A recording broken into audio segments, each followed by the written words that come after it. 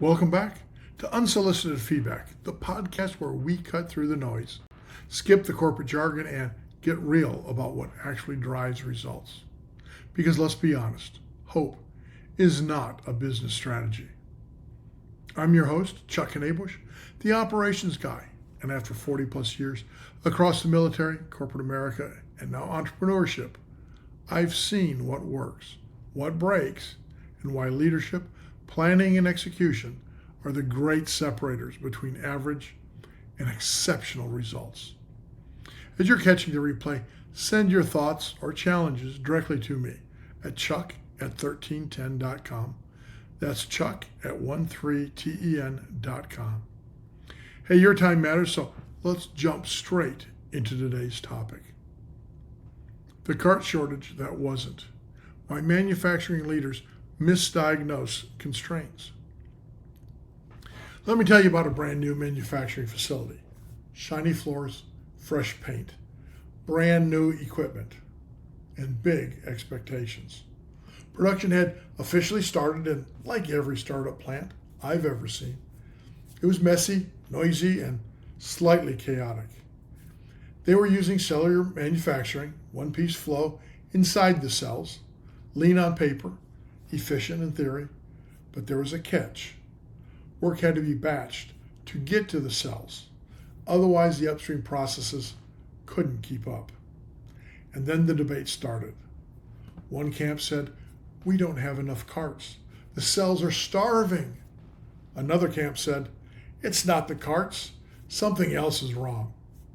And a third group, well, they said, "The problem is material alignment, not equipment quantity." And meetings were held, voices were raised, PowerPoint slides were created. And ultimately, nothing improved until we did one simple thing. We built a spreadsheet to model cart flow, and that's when the truth showed up. Today, we're going to talk about the real problem behind that story, because it's not about carts.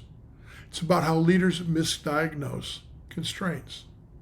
And if you're running a plant, a division, or a company, this is happening somewhere in your operation right now. So here's the biggest problem. Leaders continue to confuse visible shortages with actual constraints. Or said differently, the biggest problem is mistaking symptoms for causes. When performance drops, leaders look for something tangible to blame. There's not enough equipment, not enough people, not enough space, not enough time, not enough capital. In our case, it was carts. And here's a psychological trap. Carts are countable. Alignment isn't. You can see a cart shortage. You can't easily see misaligned material flow. And the brain loves what it can see. This is classic constraint misdiagnosis, and it shows up everywhere. Hey, according to McKinsey, 70% of operational transformation efforts fail to achieve their expected outcomes. And one major driver is misidentifying root constraints. In the Goal by Eliyahu Goldratt, he teaches us that improving non-constraints does nothing for throughput. And here's the modern twist. Most organizations don't even correctly identify the constraint. They optimize the noise. They fund the symptoms. They buy more carts. Here's an additional challenge. Startup environments, they magnify bias. In startup facilities, processes aren't yet stable. Data isn't mature. People are defensive. Everyone wants to prove their area isn't the problem. So debates become political instead of analytical. And the louder voice often wins, unless someone insists on modeling reality. So what are some of the biggest symptoms?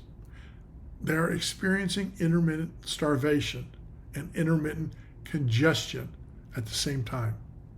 Let that sink in. Cells were sometimes starving. Other times the carts were piled up. That contradiction should be your clue. If you truly have a shortage, starvation is constant. If you truly have excess, congestion should be constant. Intermittent failure is almost always synchronization failure. In this particular facility, one batch would go on quality hold for material A, carts would sit frozen, meanwhile another material batch would move ahead. Then that one would hit hold. Different carts frozen, different materials, different timing, same chaos. It looked random, but it wasn't. It was misalignment. The data reality in manufacturing systems, variability compounds. Small timing mismatches can cascade. Quality holds amplify cart tie-ups. So research from MIT on production flow shows that variability in arrival rates increases system congestion exponentially, not linearly. And what does that mean? 5% variability does not create 5% inefficiency. It can create 20 or even 30% performance swings. And if you don't model it, you will chase ghosts. So what do most people do? They buy more stuff. In our case, more carts. And this happens everywhere. Add headcount, add overtime, add forklifts, add whip, add inventory buffers. It feels proactive. It feels decisive. It feels like leadership. But here's the uncomfortable truth. Adding capacity to a misaligned system increases chaos.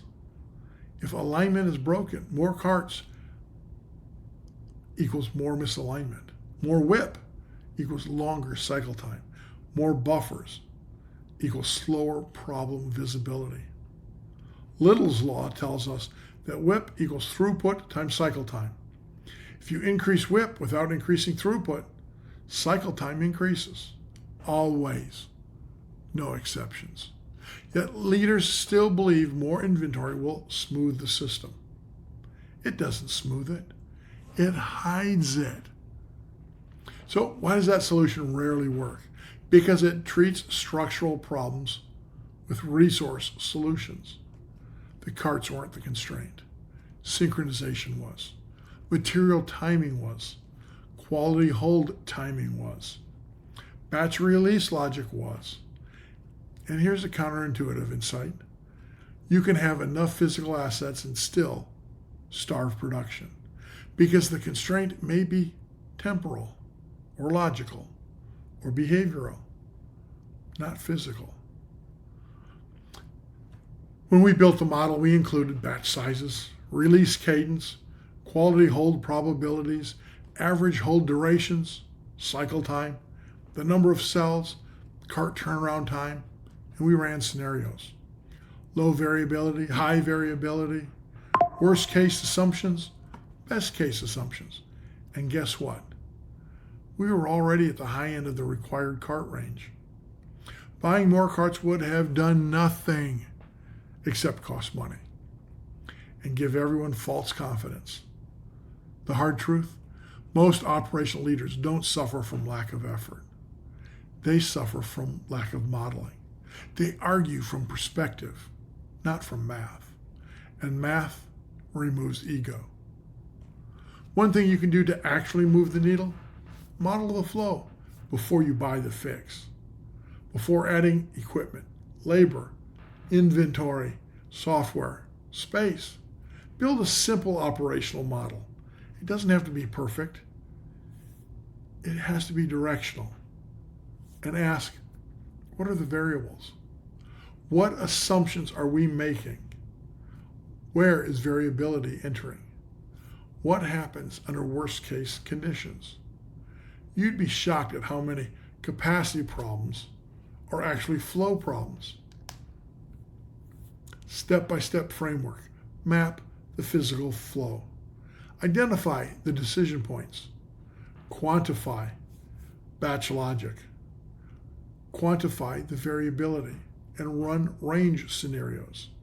Compare actual asset counts. Investigate potential misalignment. And don't skip any step. Counting actual carts changed our conversation. Reality ended our debate. When we physically traced every cart, we found some were tied up in quality holds, some were staged incorrectly, some were waiting on incomplete kits, some were misallocated to lower priority orders. No shortage, just poor synchronization. Once release timing was adjusted and quality hold visibility improved, cart utilization normalized. Starvation dropped. No capital spend was required. So what's a broader lesson for leaders? This wasn't about carts. It was about leadership maturity. Here's what mature operators do differently. They assume the system is smarter than their intuition. They test before they invest. They model before they argue. They quantify before they decide. And here's some counterintuitive points. More inventory can increase cycle time. More assets can reduce visibility. More meetings can increase confusion. And more urgency can decrease clarity. And here's the punchline. Sometimes the constraint isn't what's missing. It's what's misaligned. So you may not run a plant, but this does apply to sales pipelines, hiring funnels, product launches, IT deployments, M&A integrations. When something feels constrained, ask, is this a capacity problem or a synchronization problem? Is something missing or something mistimed? Every system is perfectly designed to get the results it gets. W. Edwards Deming said that. And if you can't measure it, you can't improve it. Quote from Peter Drucker. The constraint determines the system, Eliyahu Goldratt. But I'd add one more. Misalignment masquerades as shortage. So the final challenge to you, the viewer. Somewhere in your operation, a debate is happening right now. We need more people. We need more systems. We need more budget. Before you approve it, ask, have we modeled the flow? Have we tested those assumptions? Have we traced the assets physically? Have we measured variability? Because if you don't, you'll spend money solving the wrong problem. And the real issue will still be there tomorrow. In that facility, we didn't need more carts. We needed better alignment. And the breakthrough didn't come from a meeting. It came from a model.